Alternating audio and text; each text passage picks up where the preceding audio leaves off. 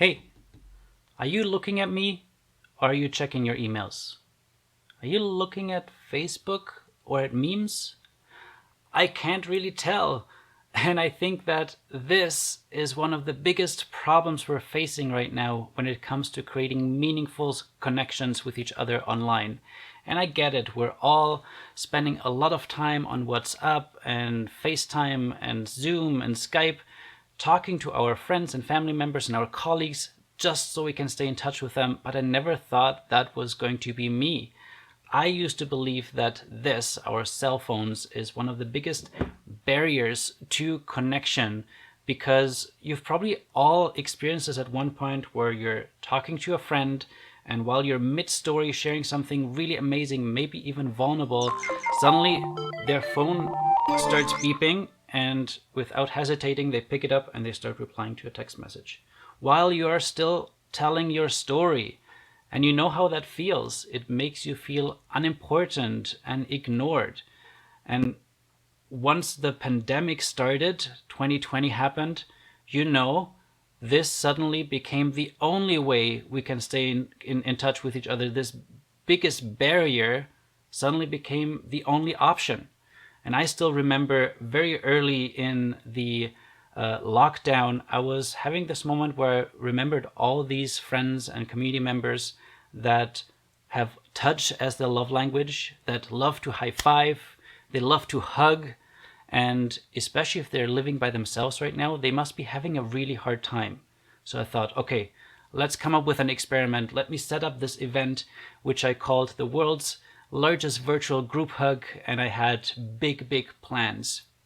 I thought we're going to get hundreds or thousands of people to join on Zoom, and then I'm going to register it with the Guinness Book of World Records, and it's going to be amazing.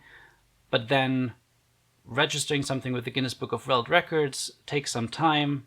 I posted the event that it's happening tomorrow. So yeah, I changed it to being a practice run instead.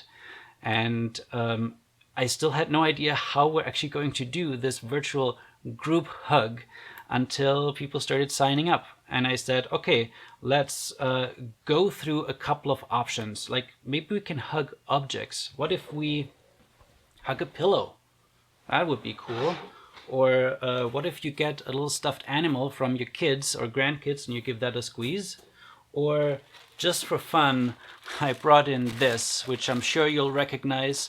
You all were part of the big toilet paper shortage of 2020. And I just had bought this baby the day before the event. And I was so happy that I thought, just for fun, let me show that you can also hug a toilet paper roll.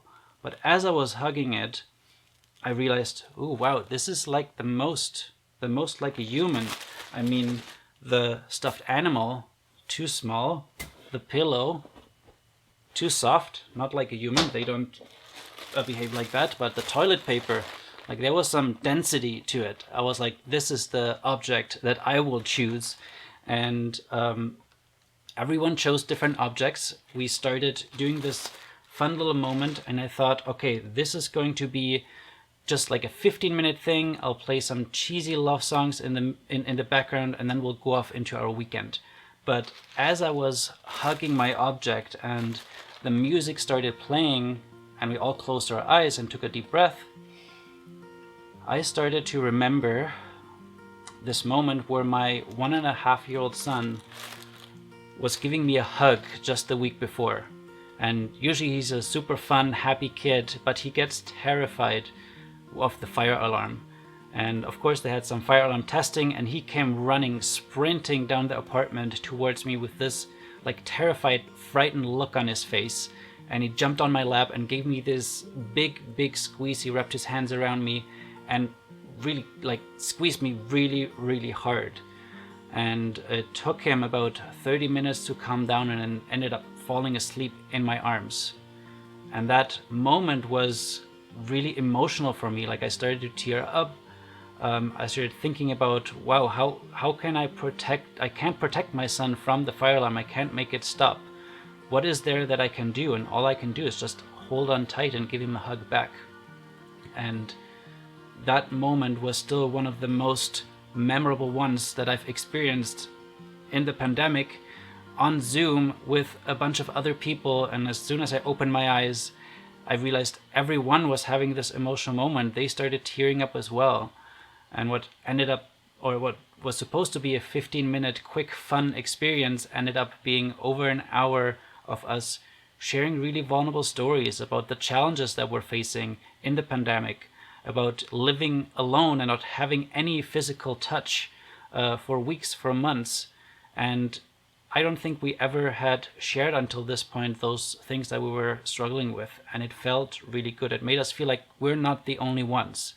Everybody's going through something right now. And I love this analogy of everybody's experiencing some rain, and some people might just experience a drizzle and others like in a full-on thunderstorm. And unless we talk about these things, we just don't know. So that moment, to me, kind of changed everything. I realized, oh my God, there's so much more possible when it comes to facilitating these magical human moments online. And it kind of all grew from there. And I realized the biggest challenge we really have is being present with each other. Like, this doesn't happen automatically. We have to set the intention to be present. So I invite you, actually I challenge you, if you're watching this video, to reach out to someone, a friend, a family member, a colleague that maybe you know lives by themselves, and really be present with them when you connect with them. So close the other tabs, make them full screen, put your phone away. Actually, in my in-person events, I often create these cell phone sleeping bags that we put our phones inside, seal it up, and put it away. Create some kind of ritual so you can really be present, be there, ask some great questions, and have those conversations that we're all craving right now. The ones that are real, the ones that are not about small talk and not about Corona and not about politics. The ones where you actually make the other person feel seen and heard.